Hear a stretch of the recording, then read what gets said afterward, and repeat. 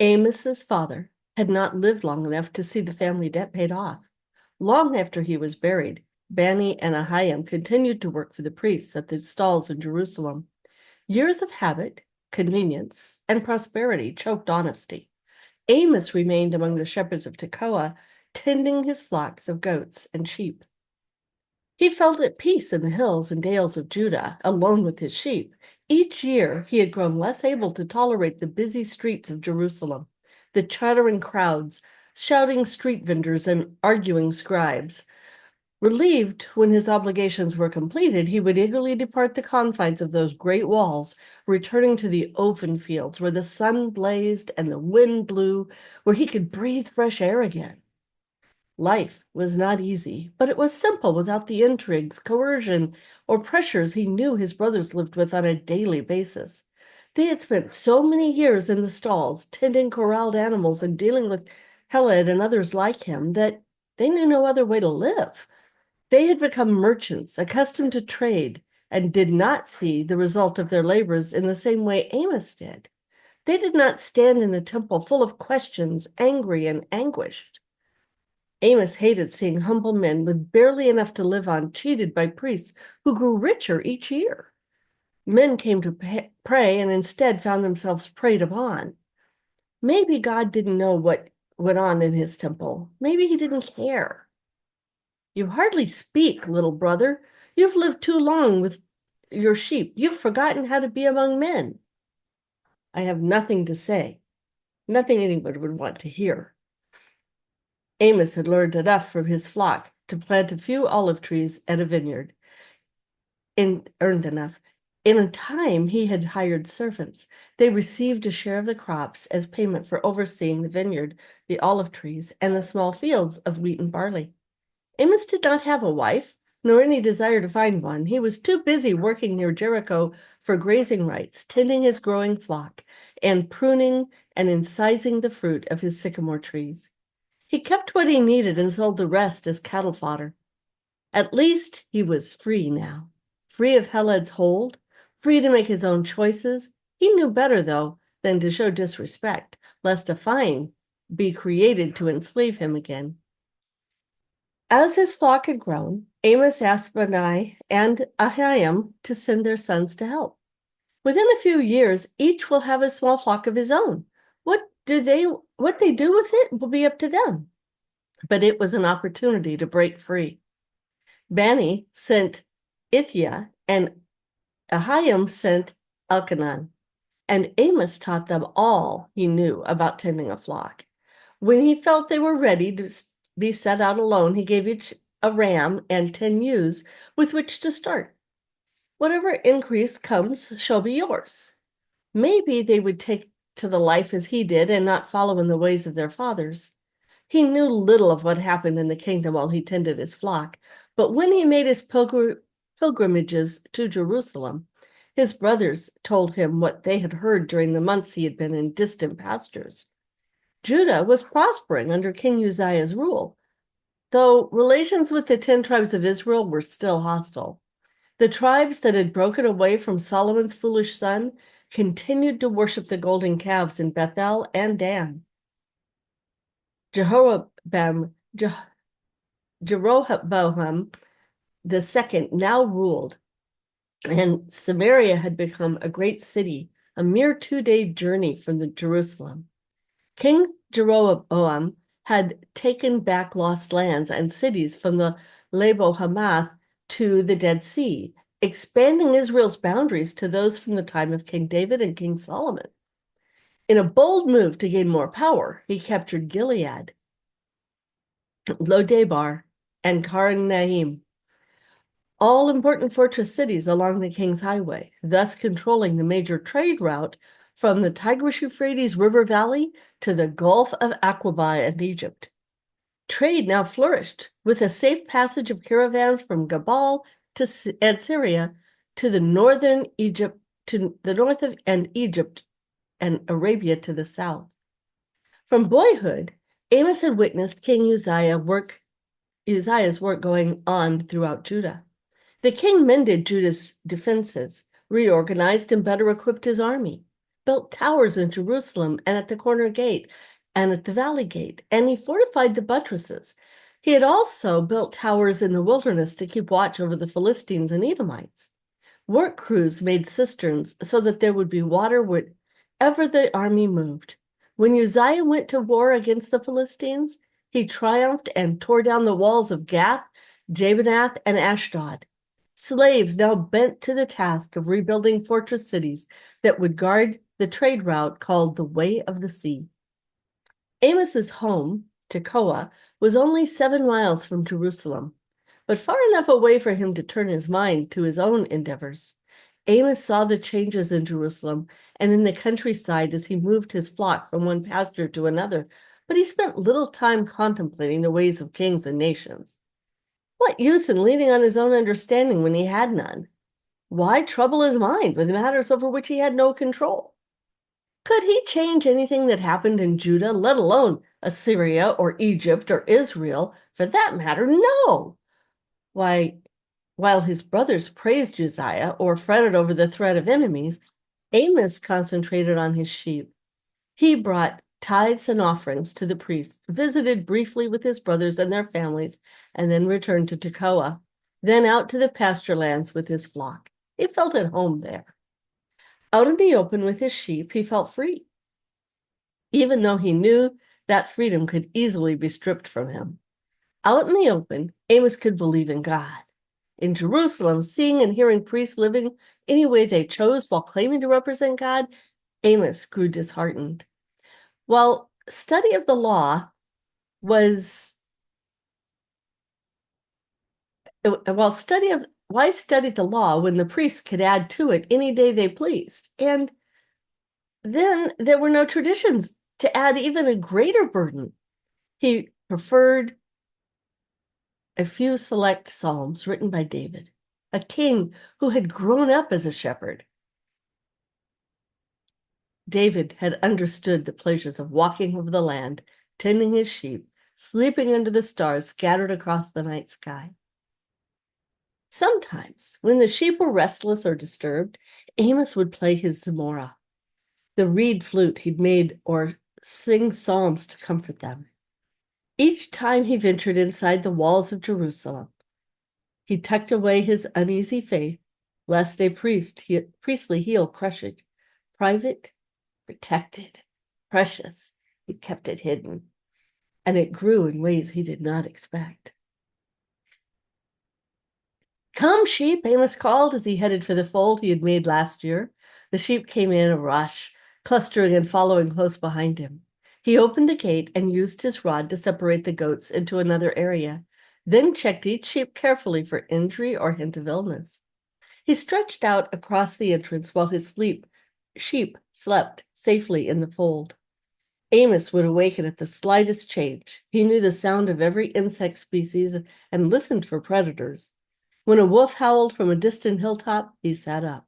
A lamb bleated, "Be still, I am here." Rising, he kept his eyes on the wolves running in the moonlight. When they ventured closer, he used a sling to send a well-aimed stone flying at the leader. The wolf retreated with a yelp. The pack followed, disappearing over the hill. The sheep rose and moved around, nervous, trembling. Entering the fold, Amos lifted his wounded lamb to protect it from further injury. He held it close in his arms, stroking its head, kneading its soft ears as he spoke softly to the others. "Rest now, sheep. You've nothing to fear. I will never leave you." He stood for a long time in their midst, waiting for them to settle and sleep like the lamb in his arms. His presence calmed them. One by one, they lay down again. He set the lamb down and went back to the narrow gate, making himself a barrier against anything that might threaten his flock. Amos closed his eyes then and slept, staff and club close at hand. Rising with the dawn, Amos opened the gate, and as each lamb passed under his rod, he stopped it and examined it, parting the wool, checking the skin for scabbing, and ran his hands over the animal to feel for any signs of trouble. He rubbed a mixture of oil, sulfur, and tar around the eyes and nose to keep the flies away. One limped, and Amos removed a rock embedded in its hoof. Straightening, he tapped the animal with his staff and watched it bound out into the field. One tried to sneak past him. He hooked the crook of his staff around its neck and turned it back. One day you'll learn to stand and wait. When the last sheep was examined, he tended and lifted the wounded lamb on his shoulders, closed the gate, and went out with his flock. He led them to new green pastures. Amused, Amos watched them kick up their hooves and spread out to graze. The sheep loved finding thick tufts of grass. The lambs frolicked while the dams and rams grazed. Leaning on his staff, Amos kept watch, finding pleasure in the contentment of his flock. Spring came, bringing with it swarms of nasal gnats, hatching in vast numbers near the streams and waterholes. Amos rubbed oil over the sheep's faces to repel the insects, but even with that remedy, the sheep shook their heads and stamped their feet, bothered by the constant buzzing. When one bolted, others followed. Amos usually managed to stop them before they tangled themselves in the brush. He led his flock to the more arid pastures near Tekoa, knowing the best place, for he had spent a long, cold winter month clearing rocks. A long, cold winter month clearing rocks, tearing out brush and roots so that the grass could grow. Rich grazing, away from the torment of flies, renewed the strength of the tired sheep, and there were trees enough to provide shade from the heat of the day. The lamb's leg had healed. After so many weeks of being carried and tended, the animal had bounded to Amos. It grazed close to him and followed wherever he went. When he sat, the lamb rested in his shadow and ruminated. The water holes dried in the heat of the summer, but the sheep had enough water by grazing at dawn hours when the grass was drenched with dew. The ewes produced plenty of milk to fatten the lambs. Amos led the flock to Tekoa for shearing. The heavy wool had become so thick the weight of it could make an animal unable to get up from the soft ground, so they so often sought out for rest. Cast sheep were easy prey. Though the sheep hated being sheared, they bounded away with renewed vigor when the work was done. Amos handed over the thick bundles of lanolin-scented wool to workers who would remove the burrs and debris, wash the wool, and prepare it for sale. Amos let the sheep into the fields as he had planted with grains and legumes. The animals feasted for a week, and then he led them out again to cooler pastures high in the mountains. He knew every gully, ravine, and the cave between Tekoa and the mountain meadows where he kept the flock for the rest of the summer. When he found a lion spoor, he put himself between the flock and the brush where the beast might hide. Girding his loins so that he could move quickly, Amos filled his pouch with stones. A lion was the most cunning of all animals, patient, watchful, seizing the perfect opportunity for a kill. Staff in hand, Amos kept close watch on the brush where one might be lying in wait. Sheep had no defense. They could not run like a gazelle, nor had they teeth or claws to fight back. Attacked, they often just became so frightened and confused they scattered or worse, stood still. He had seen sheep freeze at the roar of a lion, but run in terror when it was startled by a rabbit. Listening to every bird sound, watching every movement of grass, Amos stood guard over his flock. If one sheep strayed even a short distance, he called. If it didn't turn back, he'd use the crook of his staff or throw his club. Quail burst into the air on the opposite side of the flock. A spine-tingling roar brought Amos around. Half the sheep scattered, the rest stood, feet planted, too terrified to move, as a lioness burst from the high grass and headed straight for one of the lambs. Amos used sling and stone to stop her. The rock struck the lioness, and she went down heavily amid bleeding, scattering sheep. Dazed only, she sprang to her feet. Amos ran at her, club in hand. Crouching, she roared in fierce frustration. When she charged him, he clubbed her. She raked her claws across his right arm as she fell. He drew his knife and ran at her, but she gained her feet, scrambled back, and clawed at him. When he did not back off, she roared in defiance and disappeared into the bush. Panting, heart pounding, Amos sheathed his knife and retrieved his club before he checked his wounds. He staunched the blood flow quickly while keeping his eye on the bushes. The lioness would return at any opportunity. Come, sheep! The flock raced to him. Rams, ewes, and lambs clustered close as he led them to safety. He kept looking for signs of the lioness. If he had one of his nephews with him, he would have tracked and killed her, but alone he would not leave his flock unprotected with a lion so close. The sheep quickly forgot the danger and spread out to graze. Amos tended his wounds while keeping watch, walking around them to keep them close together. The lamb followed at his heels. A domineering ewe butted another away from the best grass and stood her ground, defending her spot. When a lamb came too close, the ewe lowered her head and charged. Amos tapped her with his staff. There's grass enough for all. Looking disgruntled, she ruminated for a few minutes, but lowered her head again when the lamb came close. Amos tapped her harder. Startled, she bleated, moved to one side, and lowered her head again. This time, Amos thrashed her.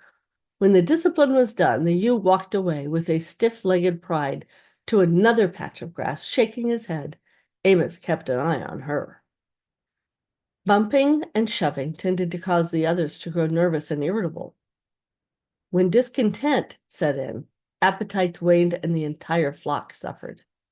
A bullying ewe could cause more trouble to a flock than a lion.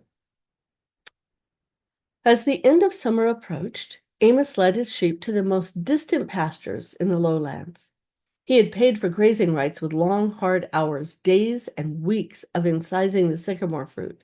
Now his animals benefited from his labors, growing fat and content. Night became cold. Nasal flies and insects disappeared. Leaves turned crimson and gold. Amos built fires to keep warm at night. The rams came into rut. Necks swelling, they strutted like proud monarchs among a harem. To prevent them from injuring one another, Amos rubbed their heads with thick grease before releasing them into the pasture. They ran, banged heads, and glanced off each other. Often they stumbled and landed in a heap. Confused, dazed, they would rise, looking almost embarrassed as they stood. All the rams could think about were the ewes, and it wasn't long before they charged again. Stubborn, they tried to lock horns, and Amos had to get between them with his club. The days grew colder, nights longer. Amos led the flock back toward Tekoa, where the sheep would spend the winter in corrals. Though he moved the flock each day, he gave them time to lie down in green pastures and rest. He led them through the valleys, keeping them away from the shadows where predators lay in wait. He anointed each sheep's head with oil and treated every wound, most having been inflicted upon one another. The first sight of Tekoa always filled Amos with mixed emotions. It was refreshing to come home after long months of solitude. His time of living off the land came to an end, and he looked forward to enjoying his sisters-in-law hot meals. But in Tekoa, he would have to tend to business, meet with other herders, deal with the market in Jerusalem, as well as the corrupt priests who controlled it, and face his brothers, who complained and fretted and yet never changed their ways. He would rather spend his days tending sheep and his nights beneath the star-studded canopy of the heavens than live in the confines of a house. But even a house was preferable to the chaos and cacophony of the crowded markets near the temple. Amos comforted himself by making plans. As soon as the animals were wintered and tended by worthy servants and the business dealings and religious obligations over, he would go back out and survey the route for next year. He would spend a month plowing and planting the pasture near Tekoa and then move on to work in the sycamore groves in Jericho. He would pull poisonous plants, remove debris from water holes, repair folds, and hunt down and kill that troublesome lioness. Come spring, the route would be ready for his flock. Micaiah and Elkanah left 8 days ago, Elkanah told Amos. Their lambs have already been taken to Jerusalem. Amos trusted Elkanah, his servant, over his own family members. Who bought them? Joram, he said, he would return tomorrow in the hope you would be here. Amos despised Joram. He was as corrupt as his master Heled. Did he cheat us again? No. Though Elkanah said nothing more, Amos knew he had stood by as an advisor and probably saved Amos's young nephews their profits. Had they bothered to reward Eliakim? Amos would see to it that his servant never lacked for anything. Where are Ithiah and Elkanah now? They returned to Jerusalem, saying they would be back after the new moon festival. Was Joram pleased when he left? Pleased enough. That meant trouble had been averted, this time. Separating the best lambs as they entered the sheepfold, Amos cut out those that had the slightest blemish. He would keep them in other pens until later. Joram arrived 2 days later, eager to conduct more business. What do you have for me? Amos showed him. These are better than the ones I've brought you. They're the best I have. Amos named his price. Joram's brows rose. We exchange lambs. We don't pay for them. I know, but I made it clear to you things would change when our debts were paid in full. Your nephews are less exacting. You're not dealing with my nephews. Joram scowled at him and walked to the pen that held the blemished lambs. What about these? He pointed. I'll take that one and the other over there. Both had blemishes that could be easily covered. I've already sold them, Amos lied. Joram turned his eyes dark. Heled will not be pleased about this, Amos. Amos tried not to show how much that news pleased him. You know, we have had a congenial arrangement for years. Congenial? Joram raised his eyebrows. It has benefited all of us, has it not? To say it hadn't would be to declare war on the priests who had used his father and brothers for years. Amos knew he must tread carefully or risk having sin and guilt offerings levied against him for any infraction that wretched priest could find or invent. Even with family debts cleared, the priest thought he owned them. Deciding not to press his luck, Amos forced a cool smile and spoke cautiously. The arrangement stands, Joram. You can have the lambs I showed you. If Joram refused, Amos would be free to offer his lambs to other priests in Jerusalem, priests who examined animals as though the eye of God were upon them. I didn't come to trade for perfect lambs for other perfect lambs. It does seem a waste of time. Joram's chin jutted out. So you think you're more righteous than Heled? Me? Only God is higher than Heled. I merely wish to offer you what the Lord requires for sacrifice. And you are an expert in the law? You, a shepherd? He sneered. Heart drumming, Amos stood still, hoping his anger did not show. Do you see, God? Do you even care about your people? Dark eyes narrowed at Amos's silence. Heled has given you every advantage, Amos, and you abuse his kindness. If not for his generosity, your family would still be in debt. Amos understood the threat and spoke through clenched teeth. We paid our debt in full at a rate higher than the law demands. Joram's lips whitened. You could find yourself in debt again, easily.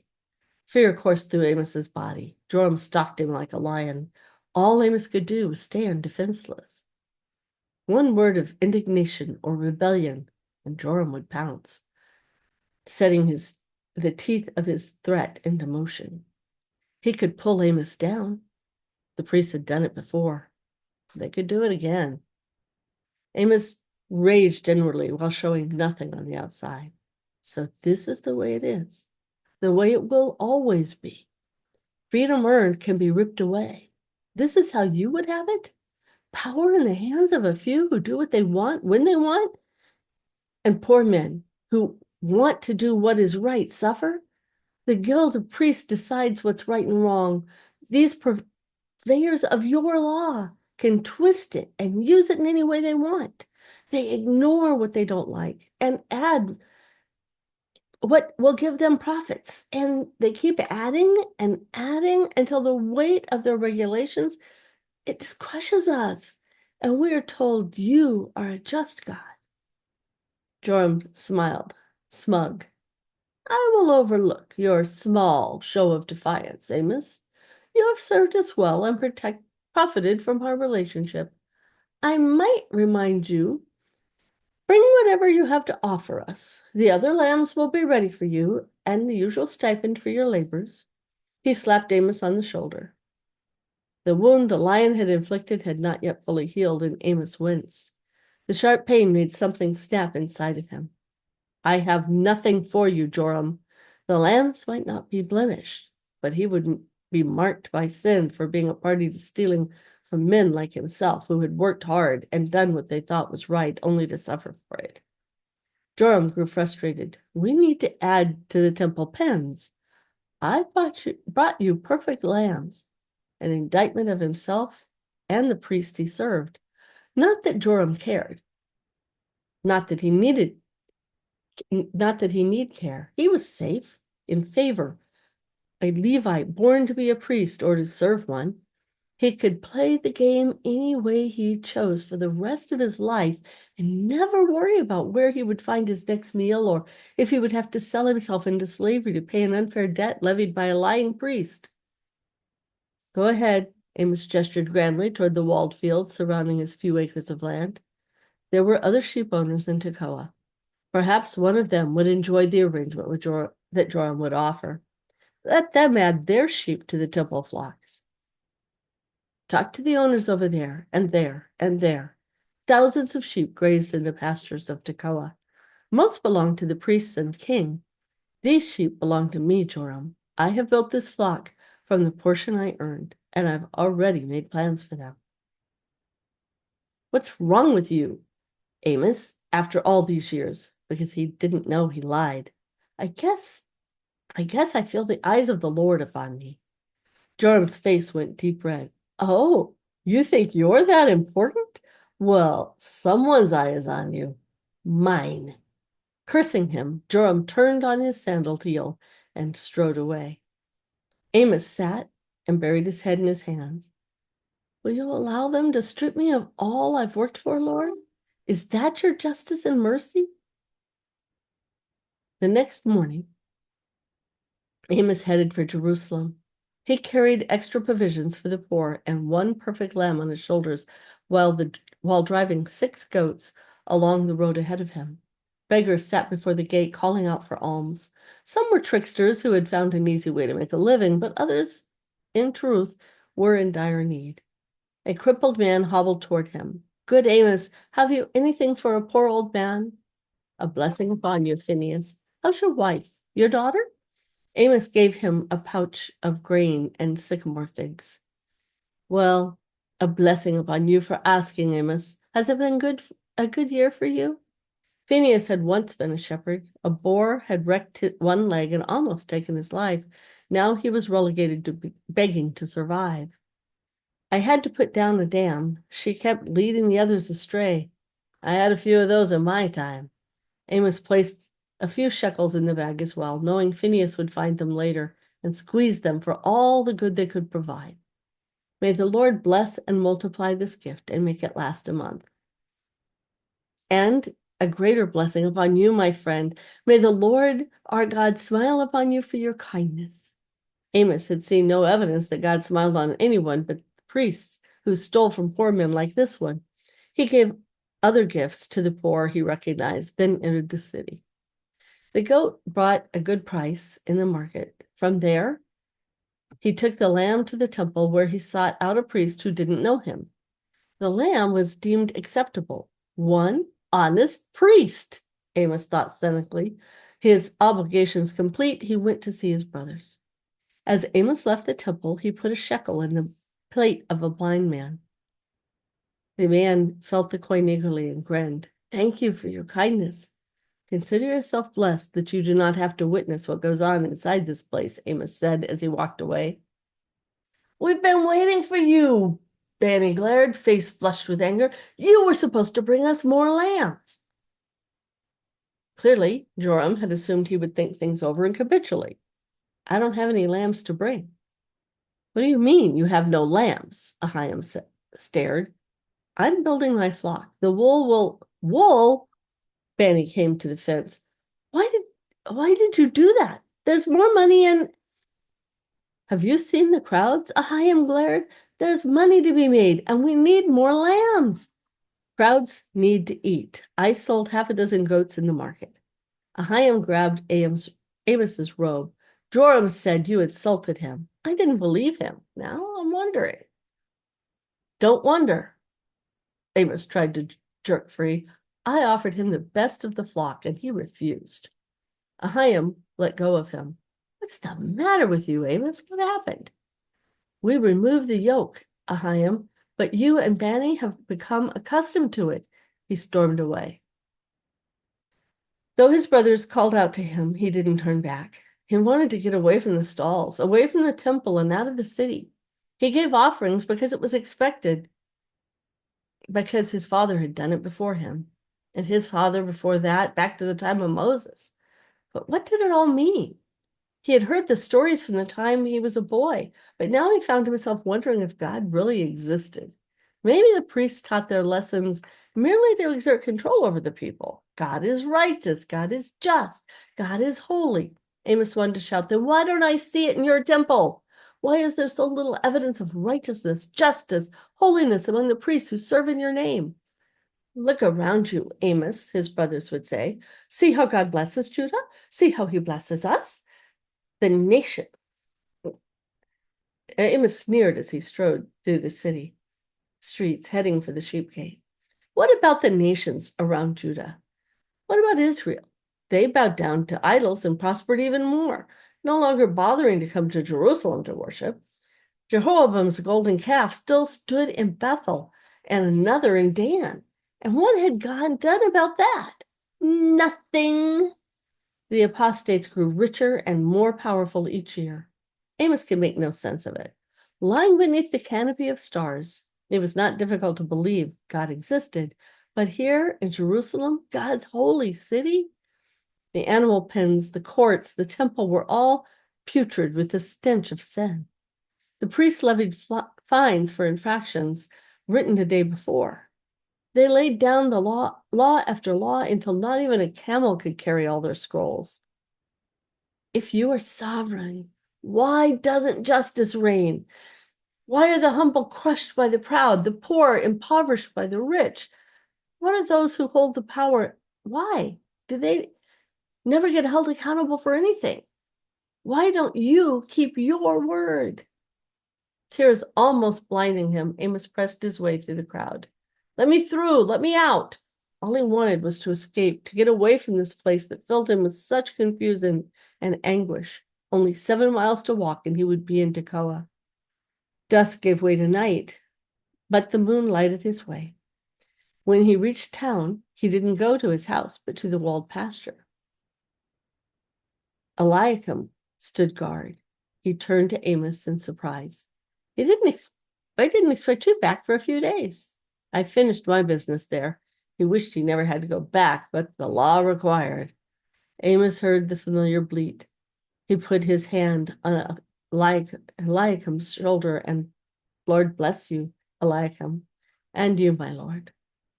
Opening the gate, Amos entered the fold. The lamb he had wounded came to him. Hunkering down, he smiled and rubbed his face. Rest now, I'm here. Weary, he stretched out on the ground outside the latched gate. He put his hands behind his head and looked up at the stars. He would leave in the morning and head back out to go over his route. He needed to dig another water hole and stack more rocks for the fold on the mountain. After that, he would work in the sycamore groves to expand his grazing rights near Jericho. The next morning, he refilled his leather scrip with grain, raisins, and almonds, and set out. And then God spoke to him, shattering all the plans Amos had made. And that's the end of chapter 1.